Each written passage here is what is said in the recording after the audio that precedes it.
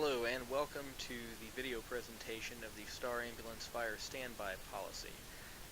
This policy was recently developed at the end of 2018 to give a specific expectation and policies for STAR crews on the scene of fire standbys and to supply clear guidelines for the recommendation of treatment and transport for fire department personnel on these calls.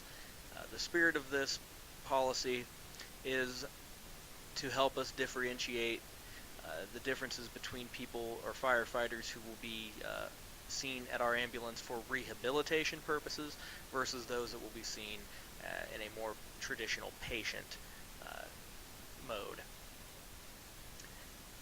The policy states that at the request of Clay County Dispatch or STAR Dispatch, crews will respond to the scene of a fire and be ready to provide assistance to individuals who are involved in the fighting of an active fire.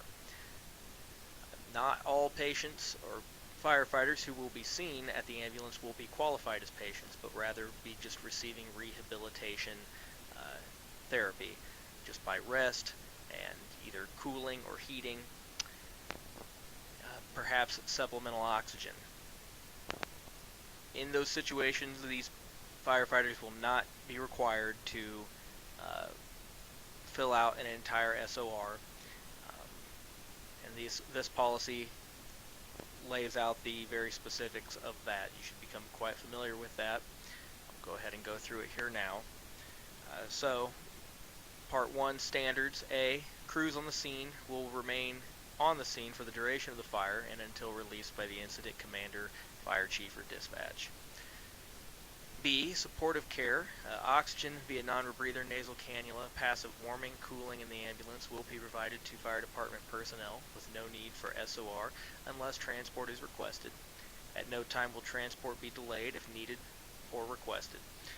If crew who are assigned to the fire standby need to transport the patient to the hospital, dispatch will send another unit to take over for the standby.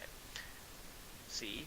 Crews will begin completing the fire standby check-in list and documenting the firefighters who are sent to and received rehab measures by EMS.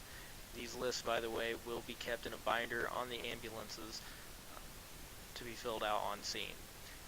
D. Fire department personnel who are presented to EMS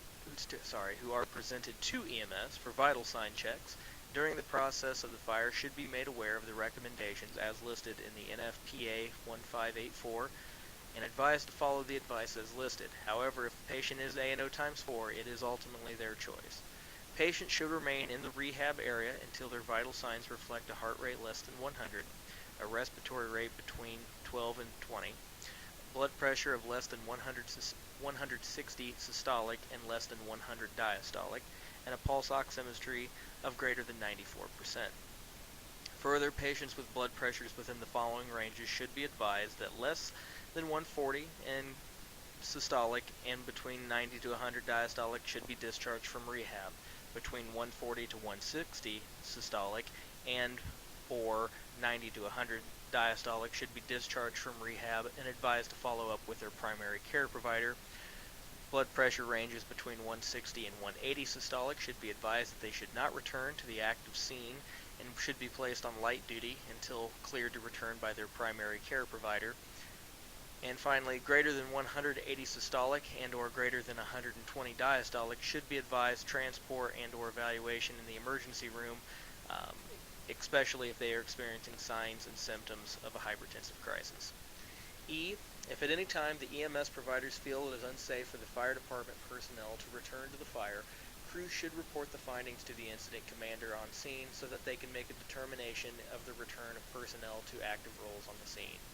Any questions regarding the fire standby should be directed to the on-duty supervisor. Now, the following medical complaints will exceed the definition of rehab or rehabilitation and will necessitate the firefighter to be fully evaluated as a patient and will require a full SOR to be completed should they not be transported. Persistent substernal chest pain. Direct smoke inhalation without an SCBA in place resulting in difficulty breathing. Syncope.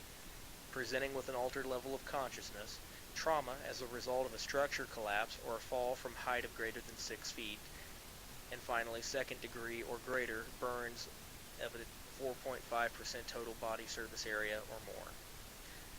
If you have any further questions regarding this, please contact your immediate supervisor. Thank you for watching.